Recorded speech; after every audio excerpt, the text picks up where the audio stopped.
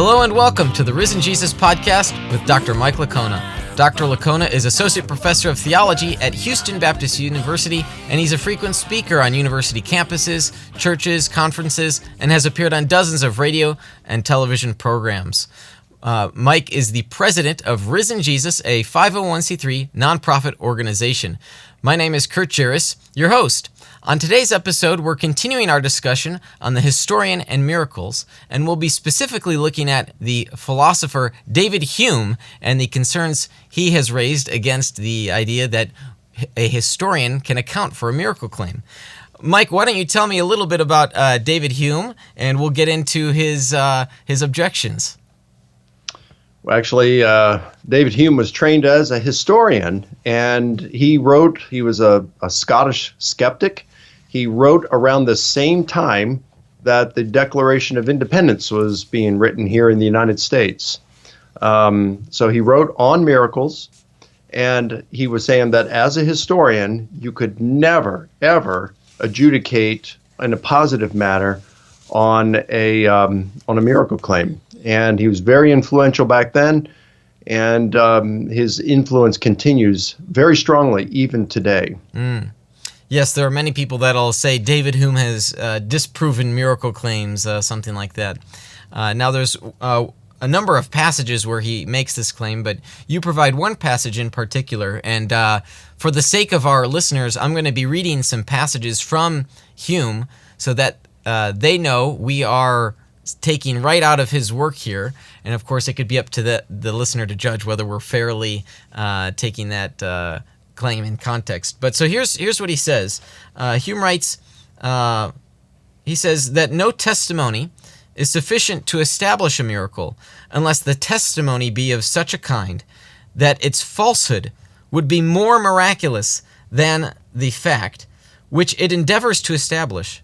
And even in that case, there is a mutual destruction of arguments, and the superior only gives us an assurance suitable to that degree of force, which remains after deducting the inferior. Mike, maybe you could unpack that passage a little bit for us. Yeah, I mean, he is setting the bar extremely high for the establishing of a miracle claim. You wouldn't do this for any other historical claim out there. Imagine if you took these criteria that he is giving here, and you applied that to any other kind of hypothesis. Well, you would never be able to establish anything historically. And so he sets the bar, the burden of proof, so high for a miracle that it would be impossible, even by his own words, it would be impossible to establish a miracle. And we'll get into some of the problems here that it poses, but this is basically a nice summary of his position, that he says it's basically impossible. It's so improbable that we should ever take any claim of a miracle seriously. So he provides four reasons, four supporting points for his position. First, he says that the witnesses are never good enough to warrant preferring their testimony over a naturalistic explanation. And here's what he says on that. He says, "There is not to be found in all history any miracle attested by a sufficient number of men of such unquestioned good sense, education, and learning as to secure us against all delusion in themselves, of such undoubted integrity as to place them beyond all suspicion of any design to deceive others, of such credit and reputation in the eyes of mankind as to have a great deal to lose in case of their being detected in any falsehood, and at the same time attesting facts performed in such a public manner and in so celebrated a part of the world as to render the detection unavoidable, all which circumstances are requisite to give us a full assurance in the testimony of men." Mike, what is he saying there, and what exactly is the concern that we should have with that? Well, Hume is saying that in order for us to be able to verify that a miracle has occurred, that miracle would have had to occur in a civilized part of the world, a Western modern society, and witnessed by a lot of people, all of which were of unquestionable character and intelligent people, educated people, and no chance of them being deluded.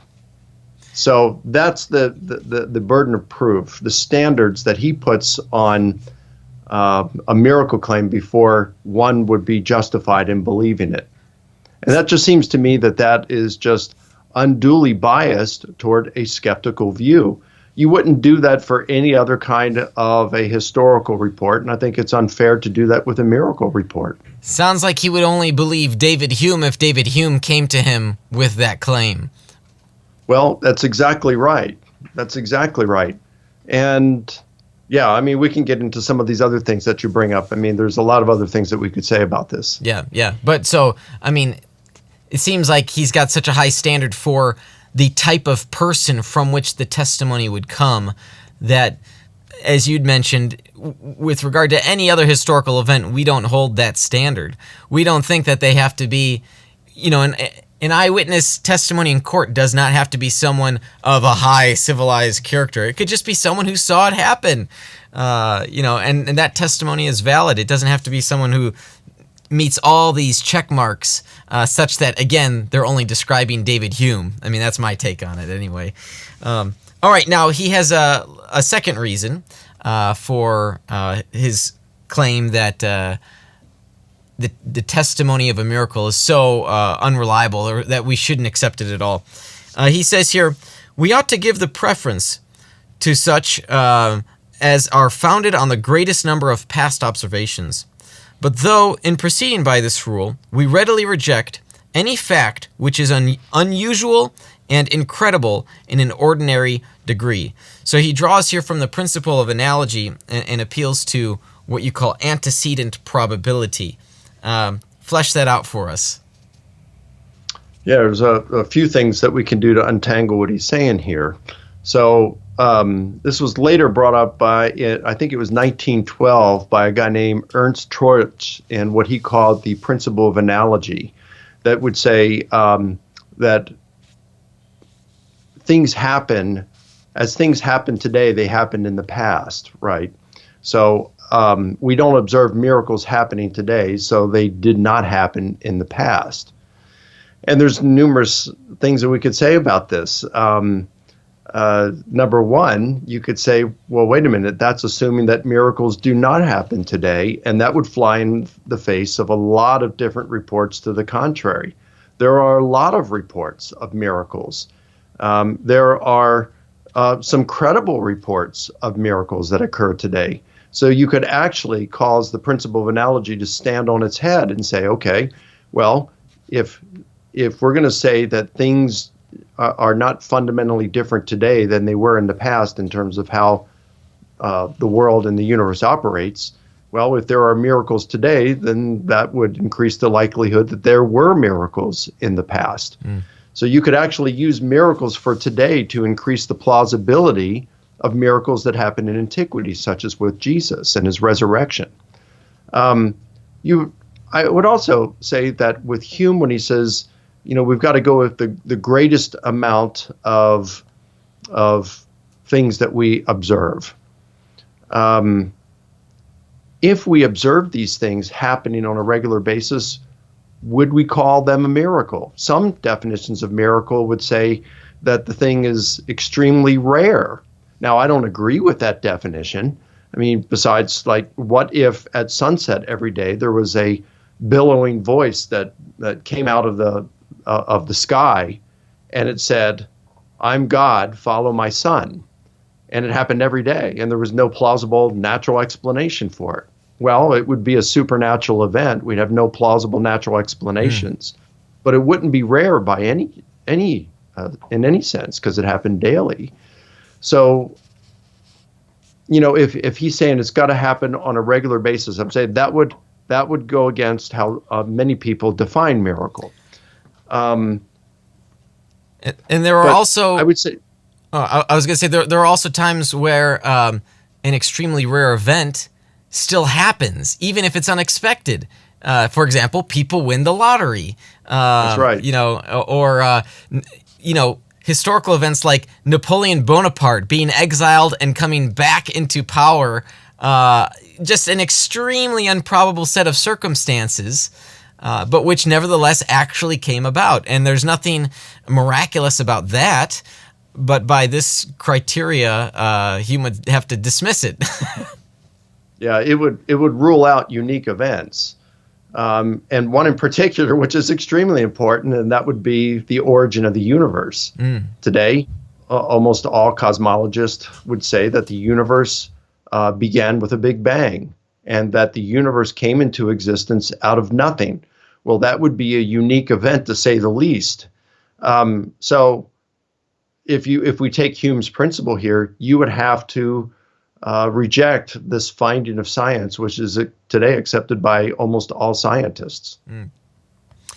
All right, let's go to his third reason here. Hume says that they are observed chiefly to abound among ignorant and barbarous nations.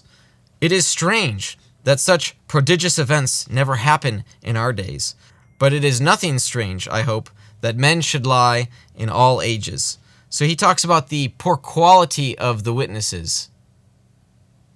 Yeah. Well, he's right that with some miracle claims, the witnesses are poor. You have numerous superstitious people, uneducated people who are making claims to miracles. They do happen with those people. But what Hume doesn't acknowledge is that there are also very intelligent people, very highly educated people who are claiming that miracles have occurred. Craig Keener has got a PhD in New Testament studies from Duke, so no one can, question his education here. He's one of the most brilliant New Testament scholars I've ever met. I don't know how he does all the work that he does. And Keener can give accounts of some miracles that he has personally experienced. One that comes to my mind, because I mentioned in the last episode about a nature miracle, a storm, a rain stopping, and a breeze coming off the ocean. Well, he can tell the story of a few decades ago when there was an evangelism team near his seminary, and the students were going to go out and talk to people in the community that day. But they expected it to rain all day. They prayed, the rain stopped, and it didn't come back for the rest of the day. The way Keener tells it, it's even cooler than this. And he says, it's not that my memory has been corrupted because I have the diary where I wrote it down that very day. So he can tell some miracles like that. He's shared some others with me that I think are pretty cool. My friend who was in a coma for 21 days, and at 4 o'clock when they prayed for him on the 4th of July, 1987, he came out of the coma. I mean, that's pretty cool. Miracles do happen today, and they are told by people who are very intelligent people, who are highly educated. Hey, there's a guy, he's a physician. I forgot his name. I have met him personally, and he had these tumors, horrible tumors, all over his body, and it was going to kill him. And they prayed, and he was healed, and the tumors just went away. Pretty cool stuff. Well, here's a physician, a highly educated and intelligent guy, and he can personally attest to the miracle. He's got photographs of what he looked like then, and of course you can see him now. He looks normal. So yeah, they do abound. Miracle claims abound with amongst the ignorant, but they also abound amongst the highly educated and intelligent. So that's something you have to take into consideration. Yes, so when Hume says here basically that this only happens with a certain type of person, he's not being fair to the evidence that, no, there are smart people that are also making these claims. That's right. He's easily refuted by the evidence. What he's saying is just simply false. It's demonstrably false. Okay, his fourth point. Oh, and people can lie. Sure, people lie all the time. But people tell the truth a lot, don't they? We find people telling truth all the time. So just because some people lie doesn't mean that a person is lying when they are speaking of a miracle claim.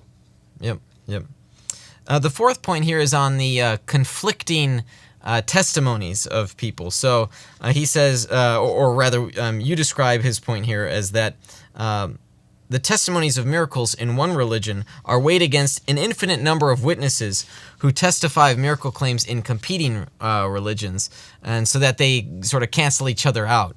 How would you respond to that position? Yeah, there's a prominent atheist philosopher today, a friend of mine. His name's Evan Fales. Good guy.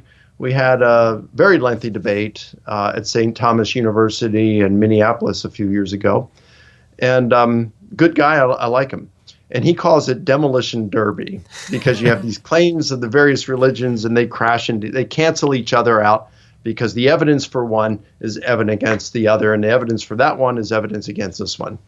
And the way I would answer the Hume's claim and Fales' claim there is, if we take that line of reasoning and apply it to worldviews, let's see what happens. So let's take the view that God exists, and let's take the view that God does not exist, atheism. And that means evidence for atheism is evidence against God's existence, and evidence for God's existence is evidence against atheism. So they would cancel each other out. So what does that leave us with? If God doesn't exist and God exists, and neither of those options are available, what do you have? Well, you've got the law of excluded middle here. So that principle does not work. The way out of this is to recognize that some things are better evidenced than others. And even the late Antony Flew, who was one of the greatest and most influential atheist philosophers of the 20th century, he died shortly into the 21st century. I think around the year 2005 he died. And he gave up his atheism shortly before he died, like within a year or two of his death, he gave it up because he said the evidence supported God's existence. Flew, while he was an atheist, said the evidence for miracles in Christianity, especially the resurrection, were far superior to the miracles we have, the miracle reports we have in other religions. In other words, the evidence for the resurrection of Jesus is far superior to the evidence we have for miracles in other religions. So you got to look at the evidence. You just can't say they cancel each other out. You have to look at the evidence. Right. And sometimes when you're talking about competing miracle claims, some of those claims don't have any eyewitness testimony. Others do. Some of the miracles may have one or two eyewitnesses, whereas, say, with Jesus' miracles, you have claims of whole crowds of people that were there. And so it was a public ministry, not a private one where someone received a special revelation like seer stones or something like that, for example. Yeah, and you want to look, does it enjoy multiple independent attestation, right? Right. Is it reported by an unsympathetic source? Things like that. We've got a lot of these things for Jesus. We don't have a lot of those things for miracle claims in other religions. Yep. Now, the reason why we're talking about Hume, and we're going to get into some other scholars that make claims about miracles and the fact that this claim is an essentially contested concept. Did I get that term correct? That's correct, yeah. An essentially contested concept is because we have conversations with people every day on the street who or are with our family or our friends about these topics, these subjects, and they may not have these nuanced to the extent that you may have them, Mike, but nevertheless, they come into these conversations with these assumptions about what a miracle is and whether someone's testimony is valid when they make those claims. And so it's important for us to consider these issues carefully, to think about them carefully. When we are thinking about Hume's position, we recognize these philosophical assumptions. And that's really the concern that's underlying his methodology here, isn't it?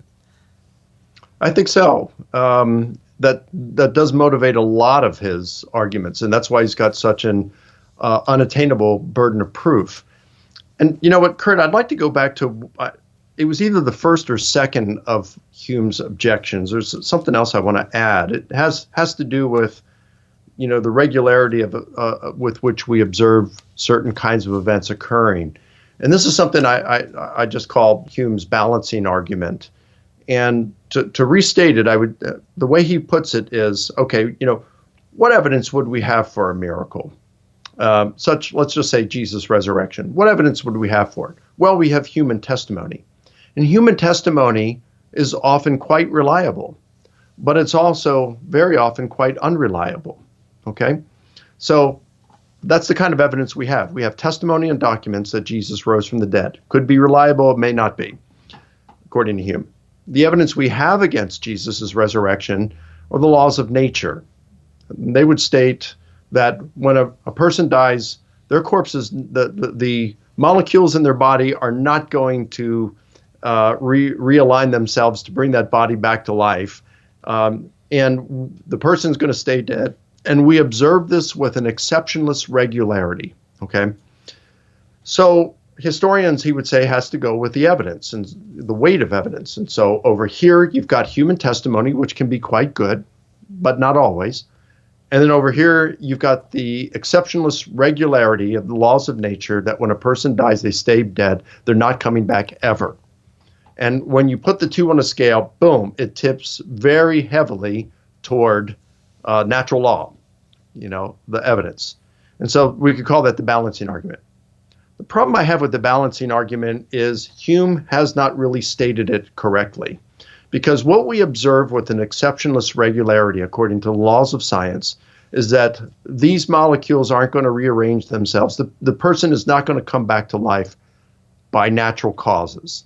And this is something that all of us, whether Christian or atheist, we can all accept this. We would all acknowledge that this is not going to happen if the corpse is left to itself. The corpse is not going to come back to life by natural causes. The problem is that nobody's claiming that Jesus was raised by natural causes. The claim is that God raised him, or he was raised by a non-natural or a supernatural cause. And if God exists and wanted to raise Jesus, then all bets are off. He's a game changer. And so the argument, Hume's argument becomes illegitimate. And that's not special pleading. Let me give a little parallel here on a different thing. Let's just say we want to examine whether someone could walk on water. And so all the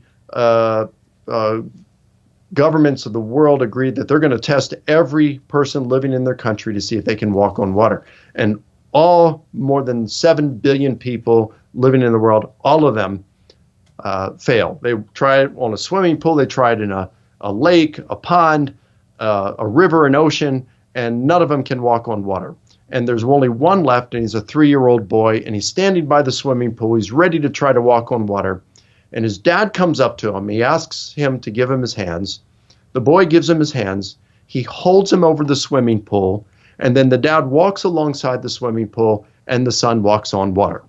7 billion people, more than 7 billion people, unable to walk on water, doesn't tell us anything about whether the 3-year-old boy could.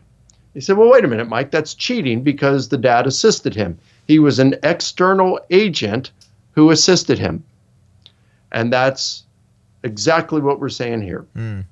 100 billion people in the history of the human race who were unable to rise from the dead unassisted tells us nothing pertaining to whether God raised Jesus. The external agent raising Jesus is a game changer. All bets are off. Hume is wrong. And one other, I think, factor to consider is that when Humeans, as they may be called, object here, it's as if they don't realize that the witnesses didn't know that dead people stay dead. Of course they knew dead people stay dead, which is why they were saying it's a miracle. So that's true. Yeah, no, that's just another variable there to consider that, yeah, Hume, he's got this extremely restrictive and flawed and demonstrably restricted method, and that's why we should put his aside and consider some others, which we're going to do in future episodes as well. Okay, let's take a question here from one of your followers, Mike. This comes from David, and he's wondering, how do you respond to Richard Carrier's argument that the martyrdoms of the apostles are nothing but late legends, having little, if any, grounding in history?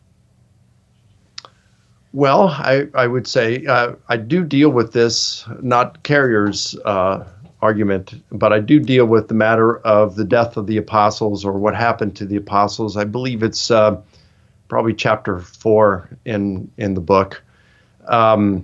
So as I looked at these, I readily admit that a lot of the reports that we have about what happened to the disciples come rather late, maybe 300, 400 years later.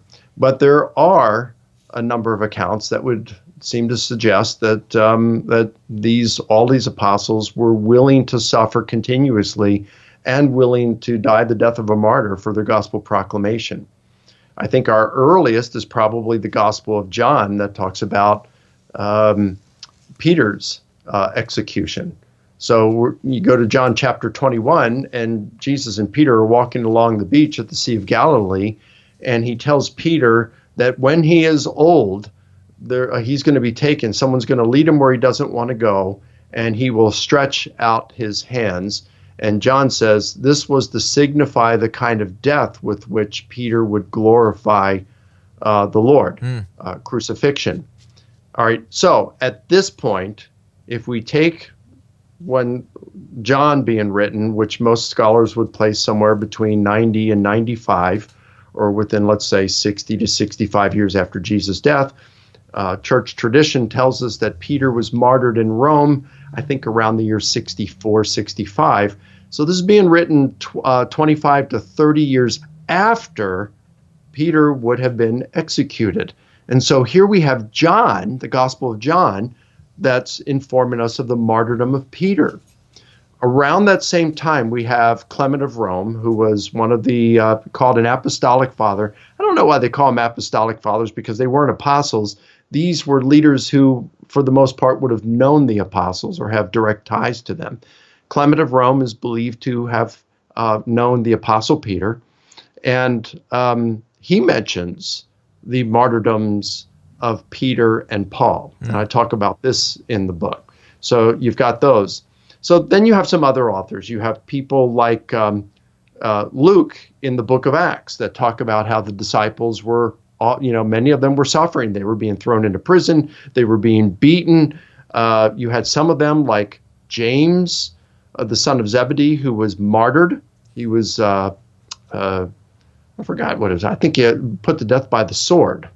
And in the book of Acts, I think it's Acts chapter 12, you've got Paul, who he was imprisoned, he was beaten, he was severely persecuted for his gospel proclamation. So you have Luke, you have Tertullian, you have John, you have Dionysius of Corinth, Origen talks about the martyrdom of some of the apostles, certainly the sufferings of the apostles, how they were all persecuted. Polycarp mentions the persecution of Christians, of the disciples. Ignatius, let's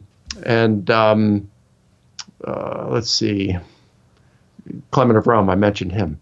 So you've got all these different sources that mention how these disciples were willing to suffer and die for their beliefs. Some of them are earlier than others, but these are multiple. Many of them are independent sources. So for example, Clement of Rome is going to be independent of the Gospel of John. You've got Paul's writings that he talks about how he was persecuted and willing to die. So you've got a lot of these. Now, Sean McDowell has done extensive work on this in his doctoral dissertation, and it was published in a book, The Fate of the Apostles, I believe it's called. It's an excellent book. So anybody who really wants to get into that, I think that's probably the most comprehensive treatment of the fate of the apostles that's probably ever been written. Sean McDowell has done this. So it's kind of expensive because it's an academic book, but anyone who wants to check that out, I would say it's probably the finest treatment that's been done on the subject. Very nice. Good. I hope that that's a satisfactory answer for David. And if anyone else has a question for you, Mike, they can email me, kurt@defendersmedia.com. We'd love to hear from you with questions or comments about the program that we've been bringing to you here. Well, if you'd like to learn more about the work and ministry of Dr. Mike Licona, you can go to risenjesus.com, where you can find authentic answers to genuine questions about the resurrection of Jesus and the historical reliability of the Gospels. There you can find all sorts of free resources like ebooks, videos of Mike's debates and lectures, or if you want to just read some articles that Mike's written, that website's a great resource for you to check out. If this podcast has been a blessing to you, would you consider becoming one of our financial supporters? You can go to risenjesus.com/donate. Please be sure to subscribe to this program on YouTube. You can follow Mike and the various events that he's speaking at and other updates about his ministry on Facebook and Twitter as well. We'd love to get you following Mike's ministry work. This has been the Risen Jesus Podcast, a ministry of Dr. Mike Licona.